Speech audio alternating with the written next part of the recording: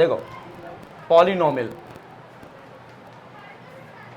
Short revision है, जल्दी जल्दी कराऊंगा, ठीक है, जो काम की रिवीजन है आपके लिए, लॉन्ग आंसर टाइप नहीं करा रहा मैं।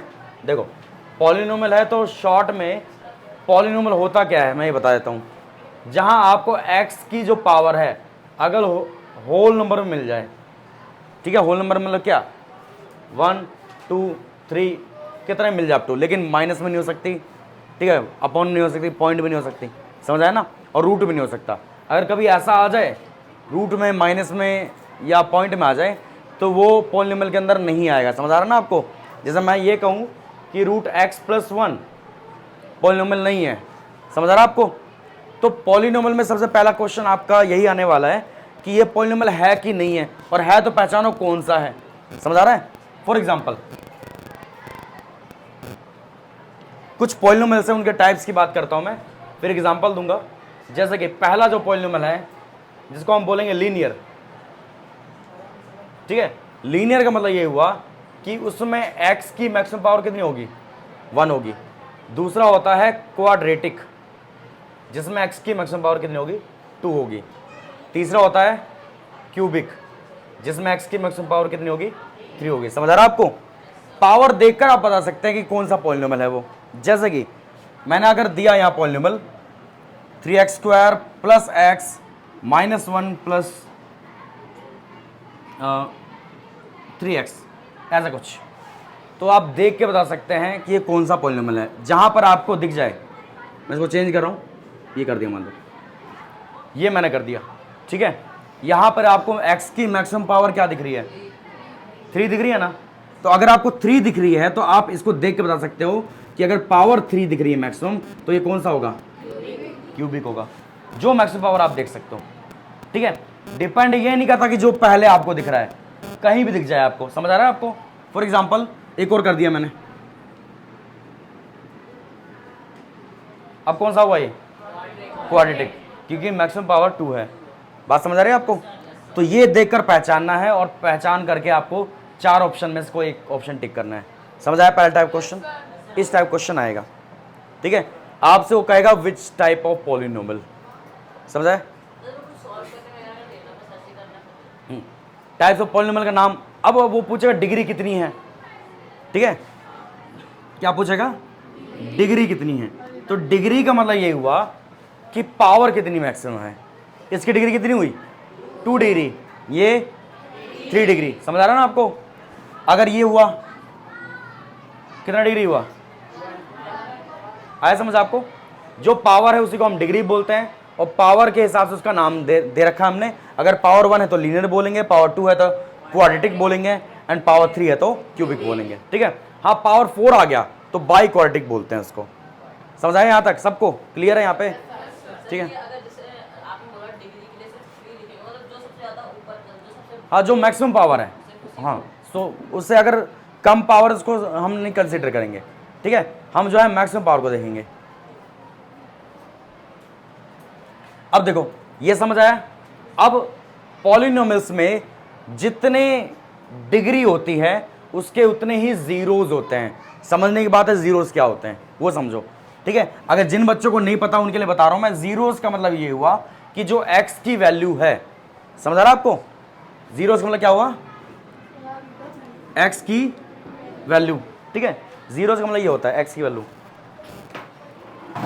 अब देखो जीरोज, जो x की वैल्यू है, मैं साफ साफ लिख रहा हूं ताकि आपको समझ आ जाए। जीरोज का मतलब होता है x की वैल्यू, x की वैल्यू जो होगी वो उसी का जीरोज कहलाएगा।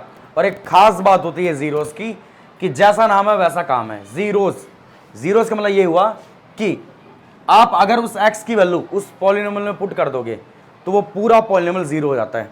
जैसे कि अगर मान लो कि एक पॉलिनोमियल है px, क्योंकि पॉलिनोमियल को हम px से डिनोट करते हैं, ठीक है। मैं ये इतना कुछ नहीं बता रहा क्योंकि मैं ऑलरेडी क्लास में बता चुका हूं, बस रिवीजन चल रही है, ठीक है। तो px है पॉलिनोमियल। अगर इसमें एक वैल्यू है, मान लो एक x की वैल्यू a है और a को कहा गया कि ये इसका जीरो है, तो इसका मतलब ये हुआ कि अगर आप x की वैल्यू a पुट कर दोगे तो पूरा पॉलिनोमियल क्या हो जाएगा, जीरो हो जाएगा। और अगर जीरो हो गया तो आप बता दोगे कि a जो है वो उसका जीरो है। तो ये डिपेंड करता है कि किसके कितने जीरोज होते हैं। अगर उसकी मैक्सिमम पावर 1 है, मतलब डिग्री 1 है, तो उसके एक ही जीरोज होंगे। अगर मैक्सिमम पावर 2 है, डिग्री 2 है, तो उसके 2 जीरोज होंगे। और मैक्सिमम पावर 3 है तो कितने जीरोज होंगे? 3 जीरोज। समझ आया आपको? तो जीरोज का मतलब ये हुआ कि वैल्यू पुट करने पर क्या मिलेगा आपको? 0 मिलेगा। सिंपल सा एक देखते हैं पॉलिनोमियल। एक पॉलिनोमियल है px equal to x plus 1। मैंने ये लिया। अब x प्लस 1 लिया है तो मैंने कहा कि आप चेक करो कि इनमें से कौन सा इसका जीरोज है कि नहीं है। मैं ऑप्शन देता हूं। एक है -1, दूसरा 2, बी ऑप्शन। सी ऑप्शन मैंने मान लो दे दिया कि -2 एंड डी ऑप्शन दे दिया नन ऑफ दीज, इनमें से कोई नहीं। ठीक है, तो आप क्या करेंगे? बारी बारी पुट करेंगे। पुट करो, 1 पुट कर -1 पुट करेंगे तो -1 ये हमने पुट कर दिया, तो x यहाँ पे -1 प्लस 1 यहीं कट गया, क्या आ गया? 0। इसका मतलब क्या है कि -1 इसका 0 है, तो ऑप्शन ए हमारा सही है। समझ आया ना आपको? इसी प्रकार चेक करेंगे एक और।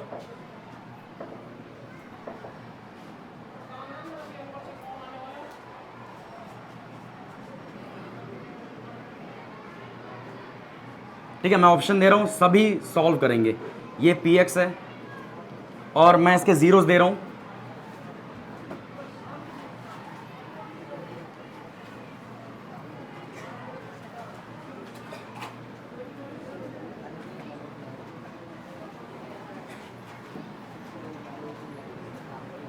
ठीक है, ये 4 ऑप्शन है, आपको बताना है इनमें से इस पॉलिनोमियल का कौन सा जीरो है। ये पहले निकालो फिर सॉल्व करना है। ठीक है, कोई से निकाल लो, कोई सेलेक्ट करो पहले कि ये है, सेलेक्ट कर लो और अपना अपना चेक करके उसमें वैल्यू पुट करो, फिर आंसर बता दो कि सर ये वाला है। पहले अभी नहीं बोलना है, सभी निकाल लो पहले।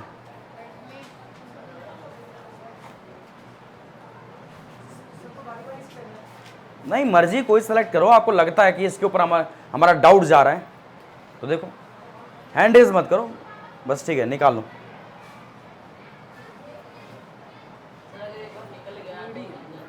बस निकल गया तो टिक करो कि ए बी सी कौन सा है। यदि आप इसमें 20 सेकंड से ऊपर टाइम ले रहे हैं तो कहीं ना कहीं आप बहुत स्लो हैं। ठीक है, बहुत स्लो है, आपका पेपर छूट जाएगा।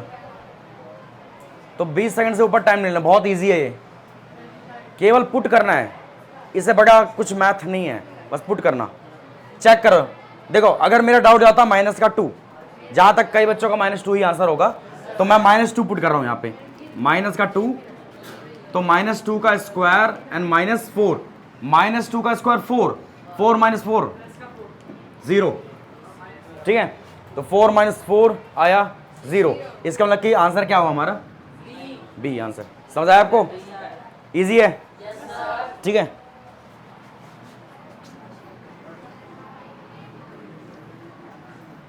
समझ आ रहा है? इस प्रकार का क्वेश्चन आएगा कि ये इसका 0 है कि नहीं है। ठीक है, समझ आए? इस प्रकार क्वेश्चन।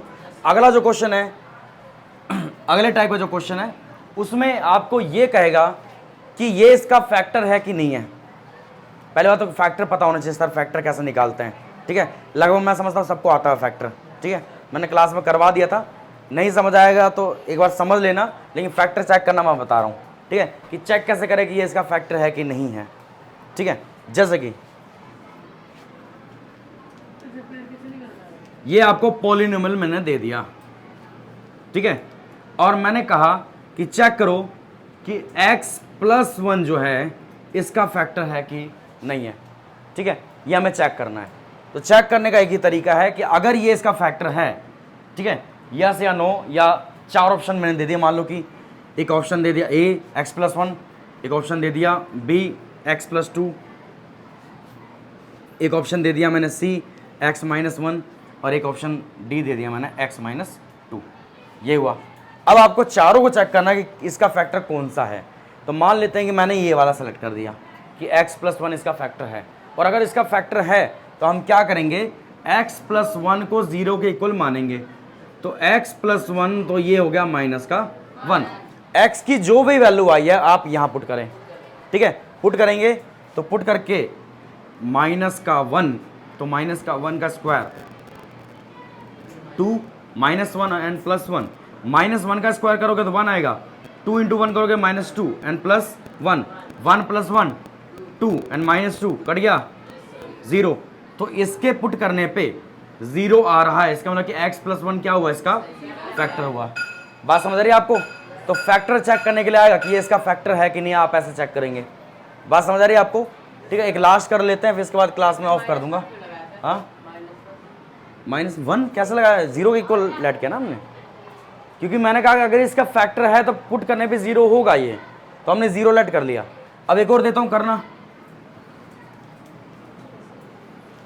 ये आपको मैंने पॉलिनोमियल दे दिया, ठीक है, और आपको चेक करना है कि x + 1 है, x + 2 है, x + 4 है या x + 5 है। ये 4 ऑप्शन है, आप बारी बारी चेक करें कि कौन सा आंसर सही होगा। ठीक है, ऑफ कर दो क्लास, यहां तक रिकॉर्ड हो गया। फिर करते